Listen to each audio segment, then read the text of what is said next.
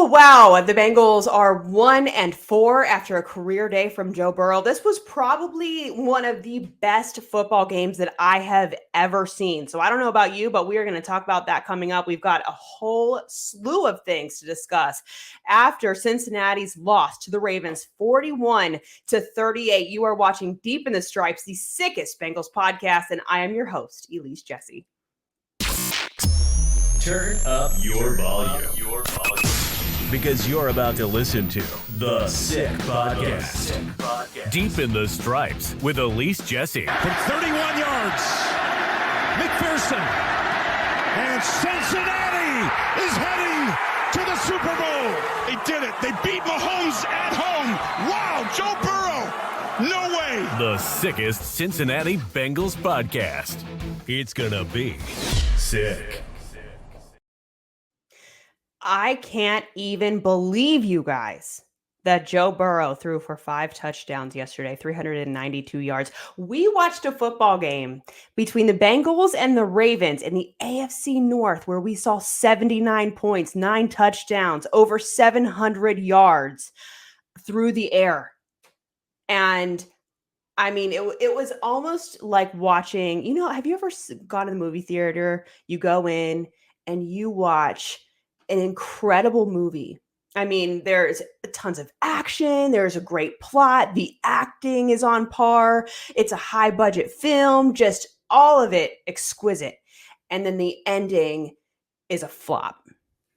That's what I felt like we watched on Sunday with the Cincinnati Bengals and the Ravens. It was like you're watching this fantastic, exciting, wonderful movie. It keeps your energy and your focus on it the entire time.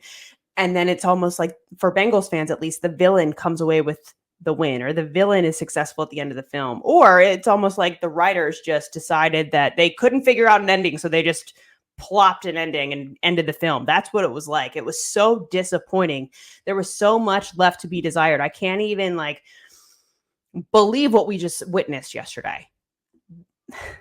The fact that the Cincinnati Bengals were defending Lamar Jackson and he had the ball in his hands in overtime to win the game. He fumbles the ball, gives a gift to the Cincinnati Bengals. Of course, Jermaine Pratt, playoff P, recovered the ball, but they have another chance. I didn't think that chance was coming, to be honest with you, when I was watching that game. I was like, okay, game over.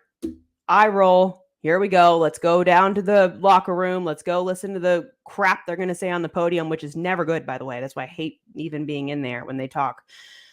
I was expecting that game to be over. And instead, Joe Burrow has another opportunity to rectify the massive mistake that he made in the fourth quarter with 3 minutes left to go. He did say the week leading up, he needed to be near perfect, and he was almost perfect. We've already spoken about this, a career day, but he made a crucial mistake with 3 minutes to go, throws that interception, and he has another chance. He has the ball back in his hands, and what do we see? We see a run play for no gain. And they all said, we're in field goal range. We're planning on kicking a field goal to win the game. But my thing, why are we doing that? Why are we settling for a field goal when Joe Burrow's having a career day? Jamar Chase is having a fantastic game, almost 200 yards receiving and 2 touchdowns. T. Higgins is having a fantastic game as well. Why are we not focusing on those 3 playmakers out there on the final drive of the game to win it? What was that? I saw a run play, and then I saw a timeout, and then I saw another run play, which I believe that's the run play that Zach Taylor said that Joe Burrow audibled to because there was nowhere to go with the ball. And then we see another run play. No gain.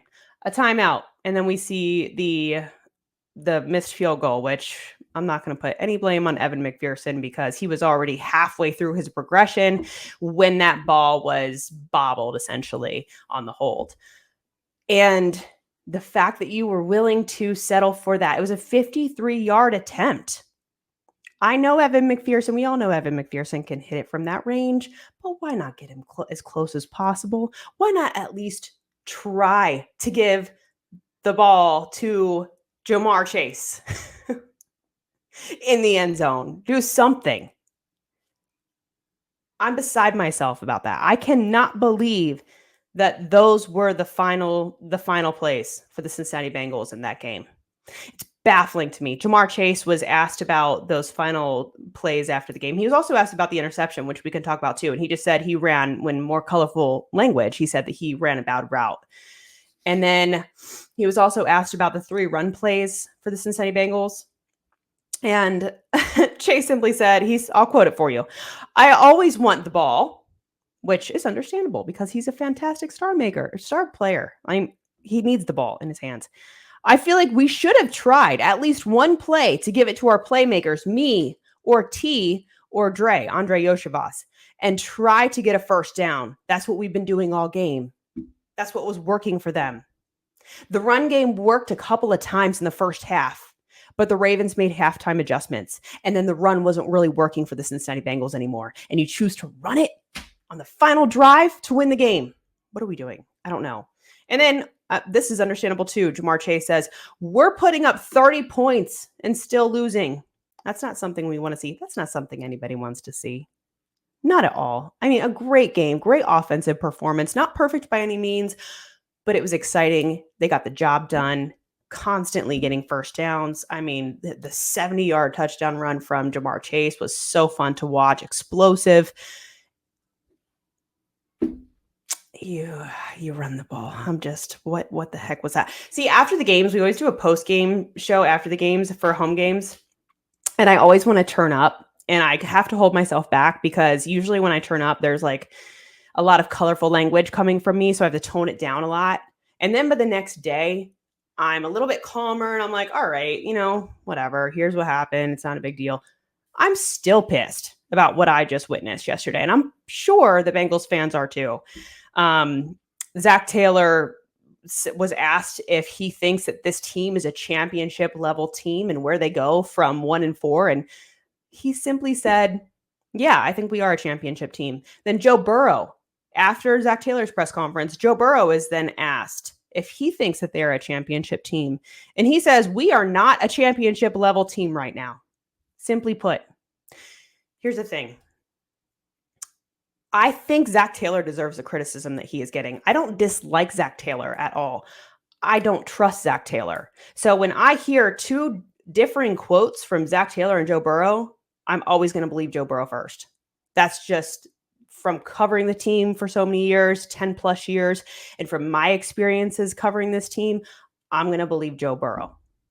It's not a championship caliber team at all. Those were the expectations at the start of the season. That's not what they're giving us right now. It's not what we're seeing at all. I want to show you guys, or just read this, this tweet off for you from Austin Gale. Great stats here. The Bengals offense is averaging 0.94 EPR per drive and 2.94 actual points per drive. Both numbers are the best for the franchise in weeks 1-5 since at least the year 2000. Their offense is humming. There's the numbers to support it. On the flip side, then he also continues the tweet. The Bengals defense is allowing 2.73 points per drive, the worst numbers for the franchise in weeks 1-5 since at least the year 2000. So what we're seeing is the best offense in the Joe Burrow era currently, but that is paired with the worst defense in the Joe Burrow era with this franchise. Like, that's what we're seeing right now. It makes me question discipline of this Cincinnati defense. I don't know if you guys all remember when Marvin Lewis was at the helm here in Cincinnati, but every single loss, every playoff loss, you know what was questioned? Discipline. Why aren't we questioning discipline more? I'm not seeing the discipline needed from this defense to win games. Your offense is putting up over 30 points a game. Meanwhile, in the last 3 games, your defense has given up 103 points through 3 games. Your defense gave up 41 points yesterday. That is inexcusable, unacceptable.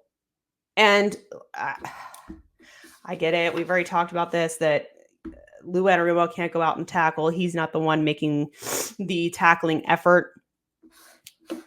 But I don't see a lot of discipline going on either.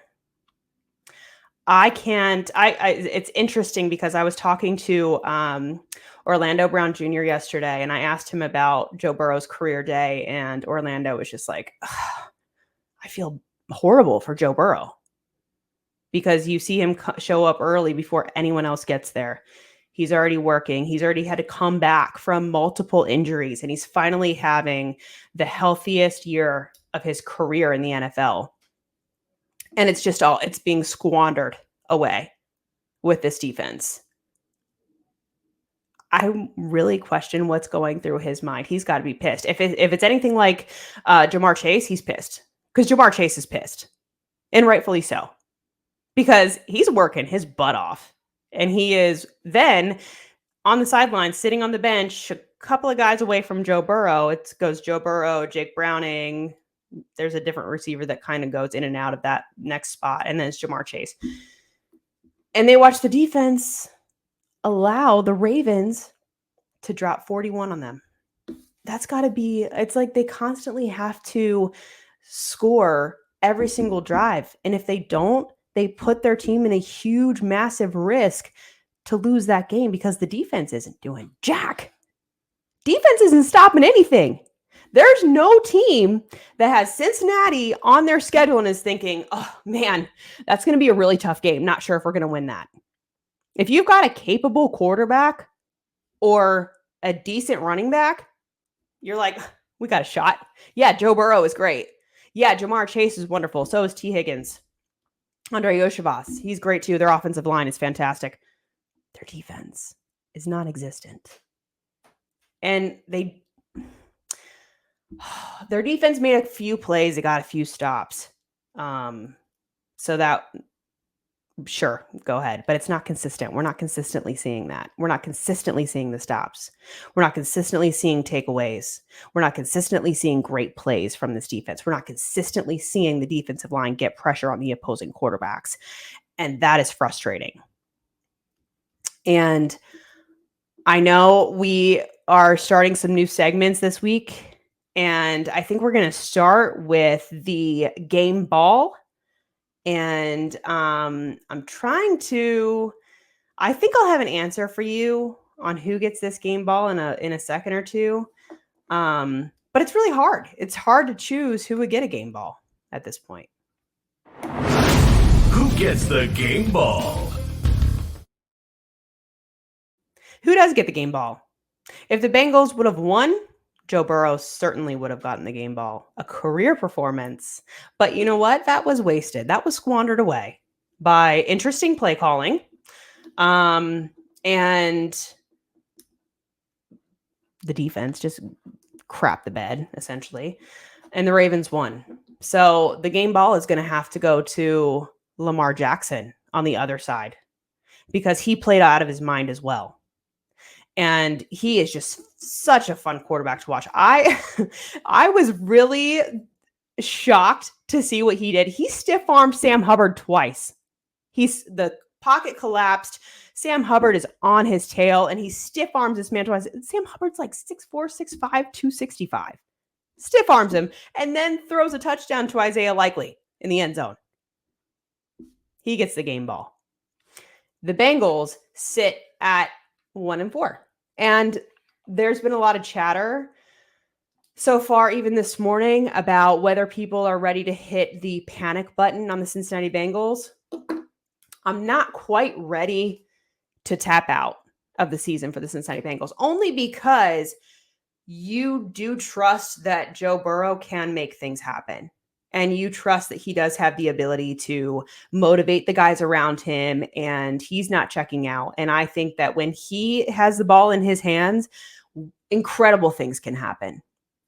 And I'm not ready yet. I'm going to give him a couple more games before I totally check out of that. I talked to Teddy Karras last night after the game. I just was having a simple conversation, he and I. And he said, we're the would-be kings. We would be great. We would be in the top of the league. We would be in the conversation for a playoff caliber team. But guess what? We're not, because we can't finish plays. We can't finish games. We aren't closers, and they're not. And he knows that. Everybody in the locker room knows that. Their 4 losses so far this season are by a total of 15 points. 15 points away from being 5-0. Isn't that wild?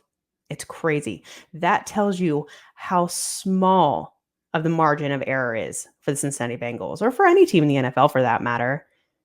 Any play can can bounce your way, or it can go horribly wrong for you at any given moment in the NFL. That's just how it is. That's what makes the game so exciting to watch.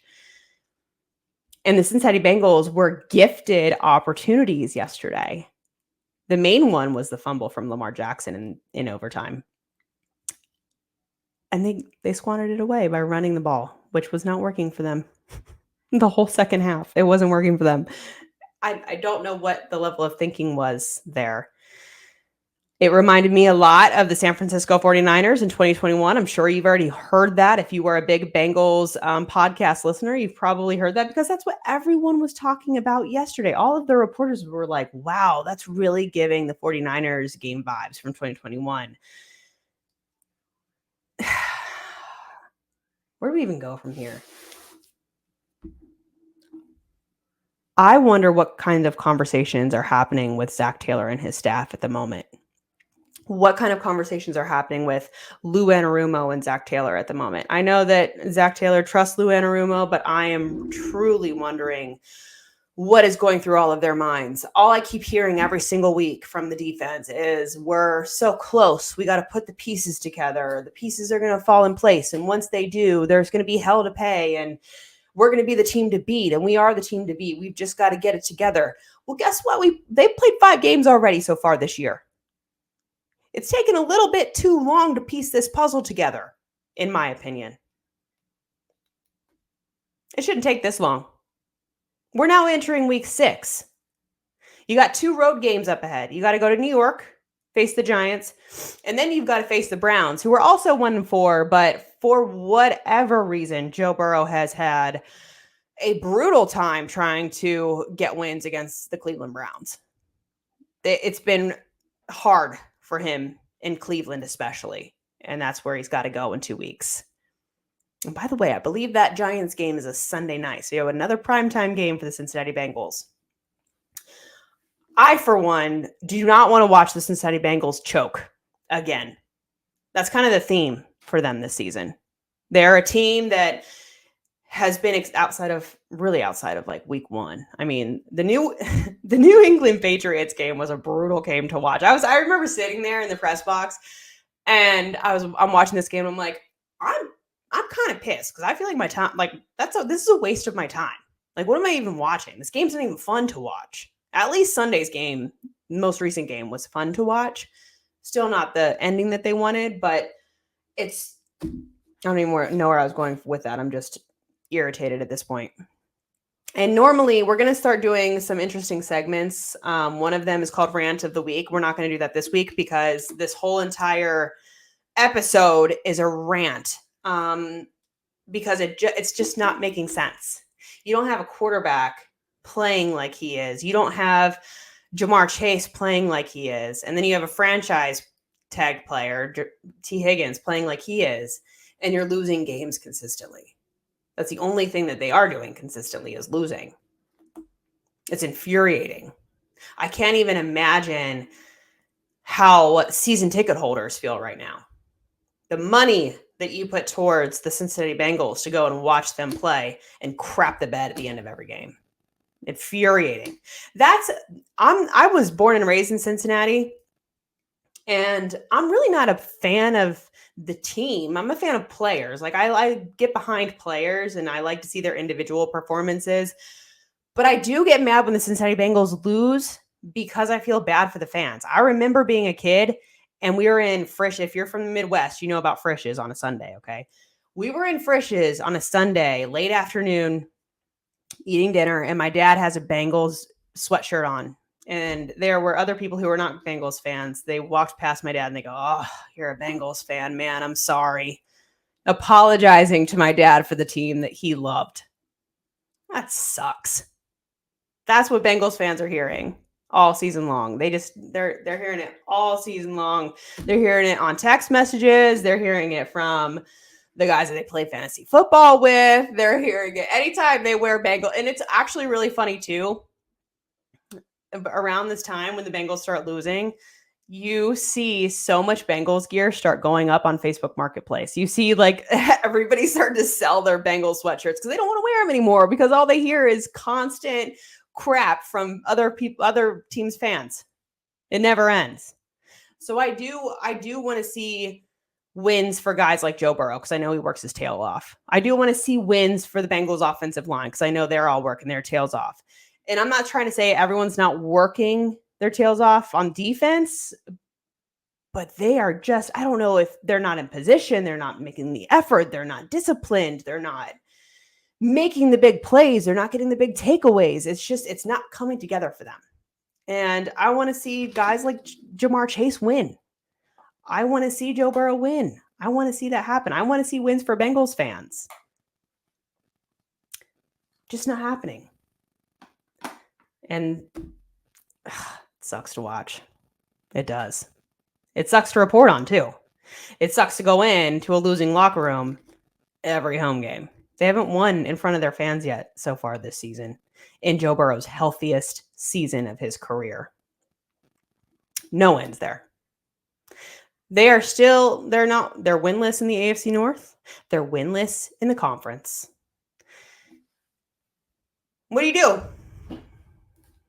Unless this defense gets it together, we're going to continue to see the only area of consistency that we have seen, which is losses. So, will they get it together? I hope so. I hope they can figure it out. We've seen them. This is the only thing that's like really making me stay in it and not completely tap out of this team, even though I don't have a whole lot of confidence in this defense, but it's keeping me from tapping out is because we watched the Cincinnati Bengals go on runs and string 8 to 10 wins together late in the season. And I know I've already spoken about this on this podcast before. Those win streaks did not start until November. So I'm in my mind, I'm like, they still have time to get it together, but I'm tired of watching them get it together, as I know you are too. I'm hoping that next Monday we can talk about the Bengals winning against the Giants. And I'm hoping that we can talk about their ability to get it together. I know that I'm going to see a great offense from Cincinnati Bengals, Joe Burrow, Jamar Chase, their offensive line. I just hope that we have something better to talk about with the defense. And by the way, the defense took another blow yesterday, Dax Hill. Possibly, getting to this part so late. But it was just announced or rumored a few hours ago that Dax Hill has possibly torn his ACL. And that is a guy who is humble as they come. He came in as a cornerback, switched his position this season. He's in a new position as a safety, switches his position, and he is humble about it. He is graceful about it, comes in, works his butt off, asking his teammates every question in the book, trying to figure out to make sure that he is doing his job correctly and properly. And now he's down. Health is wealth in the NFL. This defense is already struggling, and now you're without Dax Hill. Brutal. Sheldon Rankins, when's he coming back? What's going on with that? Will we get answers on that? I don't know. I hope we get some kind of answers this week. That would be lovely if we could get that. Amarius Mims goes out. It looked like an ankle injury, something that's higher up on his ankle. It looked like he was working on the sidelines after he went out. He was carted off into the locker room and then brought back out. And he seemed like he was working on the sidelines, but he never went back in. That was disappointing to see. I'm wondering what's going on with that. We have a lot of things to figure out this week, and so do the Bengals. The Bengals certainly do as well.